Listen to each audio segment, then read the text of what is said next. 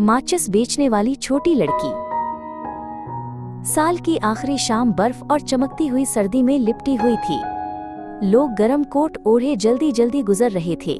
उनके जूतों की आवाज बर्फ पर धीमी सी खिंच पैदा कर रही थी। बच्चे कहकहे लगाते हुए मुट्ठियों भर बर्फ हुआ में उछाल रहे थे।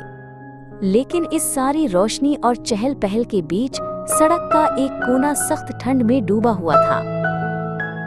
इसी सुनसान गोशे में एक नन्ही लड़की खड़ी कांप रही थी, जैसे हवा में लरजता हुआ नाजुक पतरा।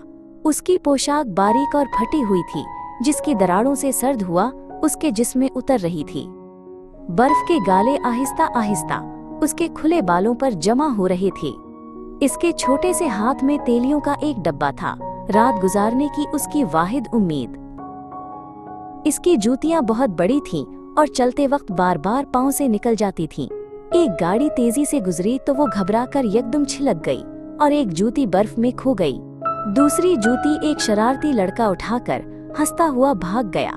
अब लड़की नंगे पांव चल रही थी। बर्फीले फर्श की ठंड उसके कदमों को चुभ रही थी। लड़की को दो पत्थरों की इमारतों के दरमियान एक तंग सा खला मिला और वो उसमें सरक कर बैठ गई। उसने तेलियों का डब्बा अपने पास रखा और अपने पतले बाजुओं को लपेटकर गर्मी हासिल करने की कोशिश की। लोग उसके कांपते हुए वजूद को देखे बगैर वहां से गुजर जाते। उनकी गर्म हंसी दूर से सुनाई देती, लेकिन वो इस सर्द साए तक न पहुंचती जहां लड़की बैठी थी।